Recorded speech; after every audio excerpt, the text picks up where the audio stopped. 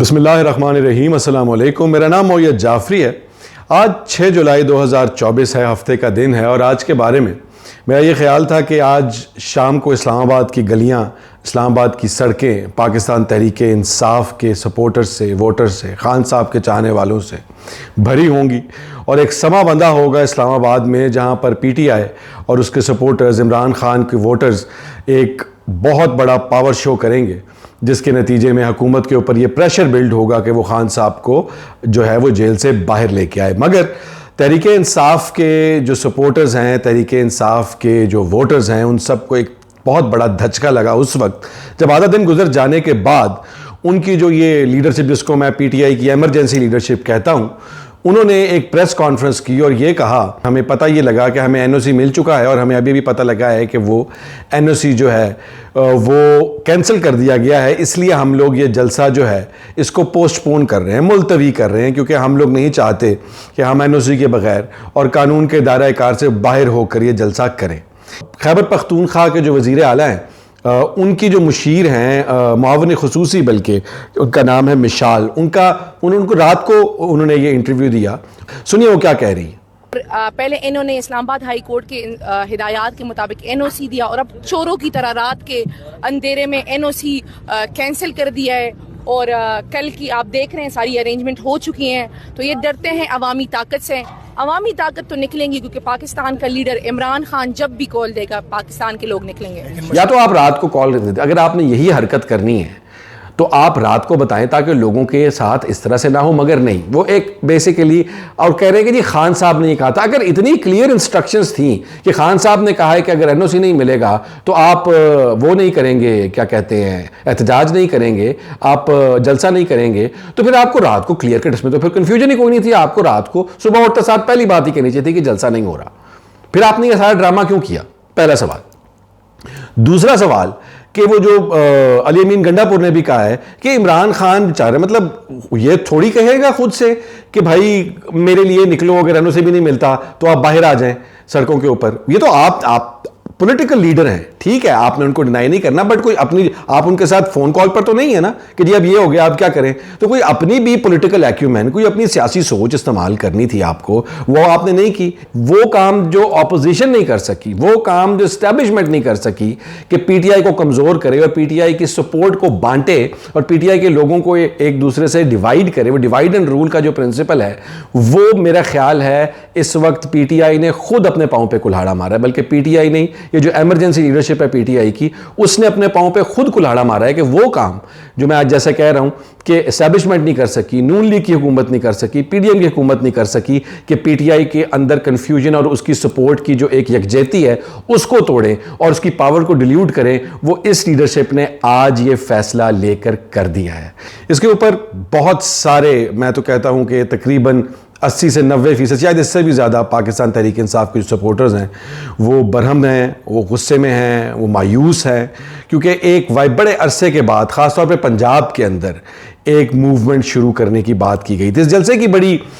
جو ہے وہ تشہیر بھی کی گئی، ایک بڑا ماحول بنایا گیا، اور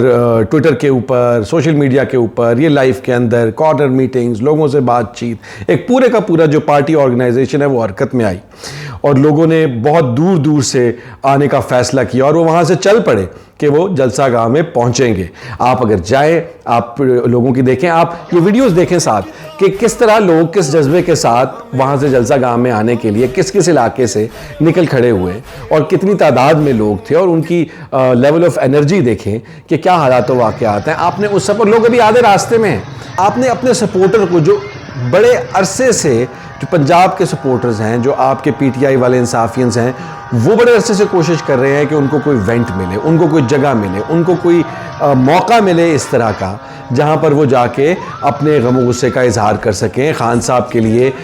سپورٹ کا اظہار کر سکیں، ان کو باہر نکالنے کے لیے مطالبہ کر سکیں۔ تو اس سارے پبلک اینگر کو، وہ جو سارا ایک پینٹ اپ ایموشن، موٹیویشن تھی، اس سب کے اوپر آپ نے پانی پھیر دیا۔ آپ نے ان لوگوں کو ڈس اپوائنٹ کیا، آپ نے ان لوگوں کو مایوس کیا۔ آپ ٹویٹر پہ دیکھیں ساتھ، میں اسی لیے ساتھ چلا رہا ہوں کہ لوگوں کے کیا تاثرات ہیں، وہ ٹویٹر پہ کیا بات کریں۔ لوگ شیر افضل مروت کو یاد کر رہے ہیں کہ انہوں نے تو کبھی این او سی نہیں لیا، تو کیا واقعی یہ ایک سوال پوچھنے والا ہے کہ دنیا میں کون سی جگہ پر این او سی لے کر جو ہے وہ احتجاج ہوتے ہیں احتجاج این او سی لے کر، مگر اس کا ماحول مختلف ہوتا ہے. وہ نارمل حالات و واقعات ہوتے ہیں، وہ ایک نارمل کے قریب کی جمہوریت ہوتی ہے جہاں پر یہ سب کچھ ہوتا ہے، جہاں پر لوگوں کے بال بچوں کو اٹھایا نہیں جا رہا ہوتا، جہاں پر عدالتی انصاف پہ سوالیہ نشان نہیں اٹھ رہے ہوتے، جہاں پر عام سیاسی اظہار رائے کرنے کے اوپر لوگوں پر دہشت گردی کے پرچے نہیں ہو رہے ہوتے. ایسے ملکوں کے اندر این او سی کے اوپر احتجاج کیے جاتے ہیں جہاں پر آپ کو معلوم ہے کہ یہ فیئر پلے نہیں ہے، جہاں پر آپ نے دیکھا ہے کہ الیکشن کے اندر آپ کو لیول پلینگ فیلڈ تک نہیں ملی، جہاں پر آپ کو الیکشن کے پروسیس سے ہی باہر کر دیا گیا. وہاں پر آپ یہ امید کرتے ہیں اور آپ یہ آگے پریس کانفرنس، ایک ٹھنڈی سی پریس کانفرنس کر کے اس میں یہ کہتے ہیں کہ ہم عدلیہ کے پاس جائیں گے یا ہم کورٹس کا رجوع کریں گے. انہی کورٹس کی بات کرتے ہیں جہاں پر ایسے ماحول ہے کہ خان صاحب نے اپنی جیل کے اندر بھوک ہڑتال کی جو ہے وہ کال دے دی ہے، اور وہ ان قریب وہ کہتے ہیں کہ شروع بھی کرنے والے ہیں بھوک ہڑتال قاضی فائز عیسیٰ کے فیصلوں اور ان کی سوچ کے خلاف. تو آپ اس عدلیہ کی طرف جانے کی بات کرتے ہیں. یہ سب کچھ جو آج کے دن میں ہوا ہے، اس کے نتیجے میں اب جو ساری باتیں اپوزیشن چاہتی تھی، جو ان کا بیانیہ تھا، وہ سچ ہوتا نظر آ رہا ہے. وہ اب ان کے پاس موقع وہ کر رہے ہیں. وہ یہ باتیں اپنے سوشل میڈیا کے اوپر، براڈ کاسٹ میڈیا پہ یہ بحث ہو رہی ہے. کئی لوگ یہ بھی کہہ رہے ہیں ان کے، اور ان کا بنتا ہے کہ جی پی ٹی آئی کے غبارے میں سے ہوا نکل چکی ہے، لوگ ان کے کال کے اوپر اکٹھے نہیں ہو رہے تھے اور ان کے پاس جو تھے وہ نمبرز نہیں تھے، جس وجہ سے ان لوگوں نے یہ اندازہ لگاتے ہوئے کہ لوگ چونکہ اکٹھے نہیں ہوئے ہیں تو اس وجہ سے ہم لوگ اس کو سسپینڈ کر دیتے ہیں اور جواز بنا لیتے ہیں این او سی کو. اب ان ساری باتوں کا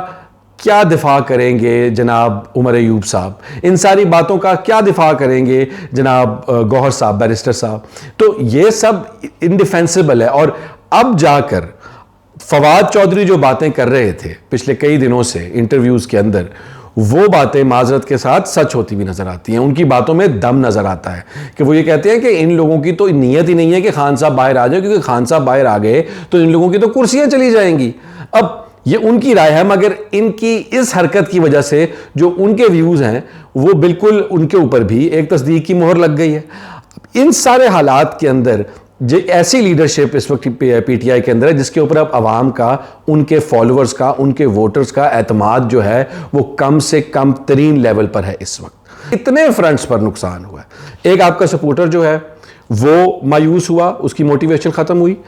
آپ کے مخالفوں کو بولنے کا موقع ملا،